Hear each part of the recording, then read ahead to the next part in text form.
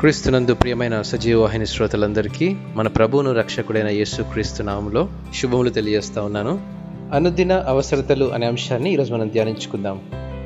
2010 సంవత్సరంలో ఆగస్టు 5వ తారీఖున జరిగిన ఒక సంఘటనను మీకు జ్ఞాపకం చేస్తా ఉన్నాను.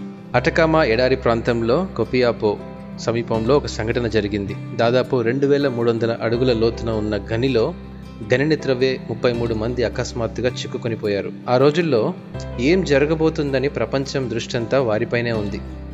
గనిలో చిక్కుకున్న వారికి సహాయం దొరుకుతుందో లేదో అనే ఆలోచన కూడా లేకుండా పోయింది. 15 రోజుల తర్వాత వారిని రక్షించే సిబ్బంది గని పైభాగంలో ఒక రంధ్రం వేసి వారికి కావలసిన ఆహారం మరియు అవసరమైన వస్తువులను సరఫరా చేశారు. ఆహారం మాత్రమే కాదు, వారి ఆరోగ్యం క్షేమం గురించి కూడా ఎప్పటికప్పుడు సమాచారం తీసుకునేవారు. అలా వారిని రక్షించే ప్రయత్నం 33 మందిని రక్షించడానికి మరో 3 రంధ్రాలు చేసి 69 రోజుల సుదీర్ఘమైన ప్రయత్నం తర్వాత వారిని సురక్షితంగా బయటకు తీసుకుని వచ్చారు.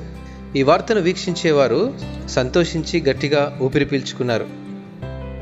మన రోజువారీ జీవితంలో మనం బ్రతికేది మనం సమకూర్చుకునే వస్తువుల వల్ల కాదు, కానీ ఈ విశ్వాన్ని సృష్టించిన దేవుడు మనకు అవసరమైన ప్రతి దానిని మన కొరకు సమకూరుస్తాడు. చిక్కుకుపోయిన వారిని సహాయపడడానికి సహాయకులకు రంధ్రాలు ఏ విధంగా సహాయపడ్డాయో అదేవిధంగా మనకు సమస్తాన్ని దయచేసే దేవునితో మనల్ని అనుసంధానం చేస్తుంది ప్రార్థన. యేసుక్రీస్తు మనకు నేర్పించిన ప్రార్థన కూడా ఇదే. మా అనుదిన ఆహారము నేడు మాకు దయచేయమని మత్తయి సువార్త 6వ అధ్యాయం 11వ వచనంలో ఉంది. అనుదిన జీవితానికి ఆహారం చాలా అవసరం మరియు జీవనాధారం కూడా. కేవలం శారీరక అవసరతల కోసమే ప్రార్థన చేయమని కాదు, కానీ మనకు అవసరమైన ప్రతి దాని కొరకు ప్రార్థన చేయమంటున్నాడు. అంటే సౌఖ్యం, స్వస్థత, ధైర్యం, జ్ఞానం మొదలగు వాటి కొరకు కూడా మనం ప్రార్థన చేయాలి. ప్రార్థన ద్వారా దేవుణ్ణి ఏ క్షణంలోనైనా చేరుకోవచ్చు. మనం అడగక ముందే మనకు ఏది అవసరమో ఆయనకు ముందే తెలుసు. ప్రార్థన అంటే దేవునితో మాట్లాడడమే కదా. సర్వజ్ఞాని అయిన దేవుడు మనల్ని గురించి చింతిస్తున్నాడని విశ్వసించే విశ్వాస స్వరమే ప్రార్థన.